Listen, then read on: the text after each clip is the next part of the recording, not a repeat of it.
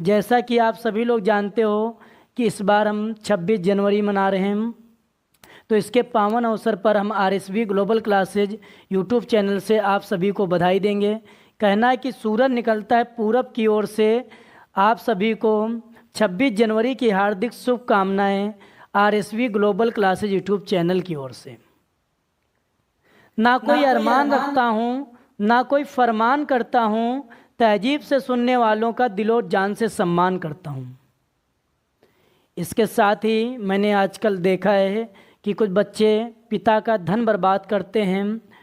उनके लिए मैंने चंद पंक्तियाँ लिखी हैं कि अस्तित्व के भाव को अस्मिता कहते हैं, जो रचना करता है उसे रचयिता कहते हैं, जो पालता है अपनी औलादों को बड़े नाजों से, हाँ उसी शख्स को हम पिता कहते हैं, हाँ उसी शख्स को हम पिता कहते हैं।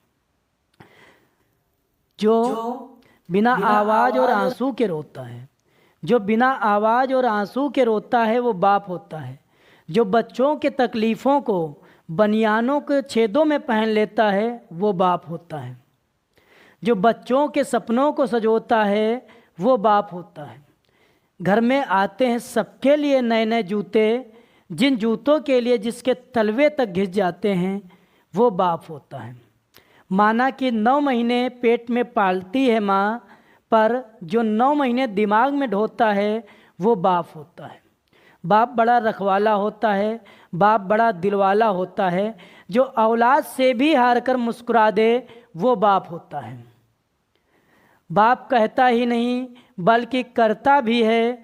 बाप जब मुझे समझ में आता है तो बाप रहता ही नहीं है, तो बाप रहता ही नहीं है। इसके साथ ही मैंने माँ के लिए चंद पंक्तियाँ लिखी है कि ममता की मूरत माँ होती है, कि ममता की मूरत माँ होती है, उस रब की सूरत माँ होती है। स्वर्ग से बढ़कर माँ का आंचल, माँ बच्चों की जान होती है, माँ बच्चों की जान होती है। इसके साथ ही मैं बच्चों का हौसला देखकर कहना चाहूँगा कि कोई हस्ती तो कोई मस्ती तो कोई चाह पर मरता है, कोई हस्ती तो कोई मस्ती तो कोई चाह पर मरता है। मैं और मेरी क्लासेज का प्रत्येक बच्चा हिंदुस्तान पे मरता है। इसके साथ ही विद्यार्थियों, जैसा कि मैं तिरंगा के बारे में बोलना चाहूँगा। जैसा कि आप सभी जानते हो कि इस तिरंगे में 3 रंग होते हैं, केसरिया, सफ़ेद, हरा। केसरिया त्याग और बलिदान का प्रतीक है, सफ़ेद रंग शांति का प्रतीक है और हरा रंग विकास यानी हरियाली का प्रतीक है। और इसमें जो ये चक्र देख रहे हो इसमें 24 तीलियाँ होती हैं। ये इस बात का संकेत हैं कि हमारे महान पुरुषों ने 24 घंटे संघर्ष करके तब हमें आज़ादी दिलाई है। इसे बिल्कुल भूलना नहीं चाहिए। कहा जाता है कि विजयी विश्व तिरंगा प्यारा, झंडा ऊंचा रहे हमारा। इस झंडे को सदा ऊंचा रखना हमारा कर्तव्य है। लेकिन जो इस तिरंगे को देखकर सलाम नहीं करते हैं या इसका अपमान करते हैं, उनके लिए ज़्यादा नहीं 2 ही शब्द कहना चाहूँगा कि नगजड़ी अंगूठी को नगीना कहते हैं, कि नगजड़ी अंगूठी को नगीना कहते हैं। जो इस तिरंगे को देखकर सलाम न करे उसे कमीना कहते हैं। इसके साथ ही जैसा कि आजकल आतंकवाद, भ्रष्टाचार जैसा फैल रहा है, इन सब चीज़ों से निपटने के लिए हम सबको एक होने की ज़रूरत है। कहते हैं कि ना कि घर में जब एक हो तो पड़ोसी भी एक होता है, कि घर में जब एक हो तो पड़ोसी भी एक होता है। एक होने की ताकत को तो देखो दुश्मन भी नेक होता है। इसके साथ ही हमने देखा है कि कुछ लोग होते हैं जो दूसरे देश का गुण गाते हैं या दूसरे देश का नारा लगाते हैं, अपने देश का सम्मान नहीं करते हैं। तो उनके लिए मैंने चंद पंक्तियाँ लिखी है कि धूल चटा दो विद्रोह को जो घर में घुसघात करे, धूल चटा दो विद्रोह को जो घर में घुसघात करे, जीभ काट लो उन पिल्लों की जो देशद्रोह की बात करें। जैसा कि आखिरकार तुलसीदास ने लिख ही डाला कि भाई बिन प्रीति नहीं हो सकती, युद्ध घोष के बिना हमारी जीत नहीं हो सकती। अरे युद्ध ठान सीमाओं पे कदम बढ़ाना ही होगा। अरे मुंडों से जामुंडों का वध सजाना ही होगा।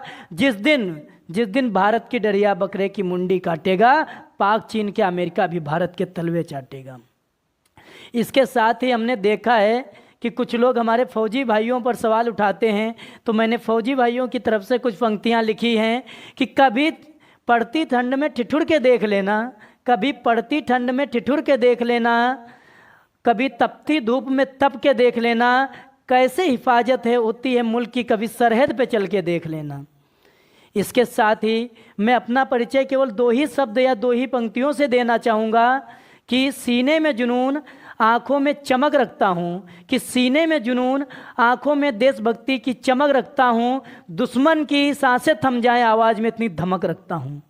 इसके साथ ही हमारे जो युवा विद्यार्थी हैं जो किसी न किसी लक्ष्य की, किसी न किसी विभाग की तैयारी करते हैं, उनके लिए मैंने चंद पंक्तियाँ लिखी है कि लहरों से डरकर नौका पार नहीं होती, कोशिश करने वालों की कभी हार नहीं होती। कि लहरों से डरकर नौका पार नहीं होती, कोशिश करने वालों की कभी हार नहीं होती। नन्ही सी चींटी दाना लेकर चलती है, चढ़ती है दीवारों पर 100 बार फिसलती है, गिरकर चढ़ना चढ़कर गिरना न खड़ता है, आखिरकार उसकी मेहनत बेकार नहीं होती, कोशिश करने वालों की कभी हार नहीं होती। इसके साथ ही कोई भी युवा हुआ, कोई भी बेटा हुआ या कोई भी छात्र होता है, आर्मी का रेस हुआ या कंपटीशन हुआ, कोई भी एग्जाम या भाग दौड़ होता है तो उसमें असफल हो जाता है, तो उसके लिए मैंने लिखा है कि जब सिंधु में गोताखोर डुबकियां लगाता है, जा जाकर खाली हाथ लौट कर आता है, सहज ही मोती नहीं मिलते गहरे पानी में, दूना उत्साह बढ़ता है इसी हैरानी में, लेकिन हर बार उसकी मुट्ठी खाली नहीं होती, कोशिश करने वालों की कभी हार नहीं होती, कोशिश करने वालों की कभी हार नहीं होती। जो अंतिम पद मैंने लिखा है उन विद्यार्थियों के लिए लिखा है जो लक्ष्य त्यागने के लिए कहते हैं या सोचते हैं ये कार्य मुझसे नहीं होगा, अब मुझसे नहीं हो पाएगा, और ये धैर्य खो बैठते हैं और कहते हैं हम दूसरा कोई कार्य देख लेंगे। तो उनके लिए मैंने अंतिम पद लिखा है, क्या लिखा है कि असफलता एक चुनौती है, इसे स्वीकार करो, कि असफलता एक चुनौती है, इसे स्वीकार करो, क्या कमी रह गई देखो और सुधार करो, जब तक सफल न हो तुम नींद चैन को त्यागो तुम, संघर्ष का मैदान छोड़कर मत भागो तुम, क्योंकि इस संसार में कुछ किए बिना ही जय जयकार नहीं होती, कुछ किए बिना ही जय जयकार नहीं होती, कोशिश करने वालों की कभी हार नहीं होती। प्यारे विद्यार्थियों, जय हिंद, जय भारत। कहते हैं कि ज़िंदगी में कभी खुशी कभी गम होता है, ताली वही बजाते हैं जिनके हाथों में दम होता है।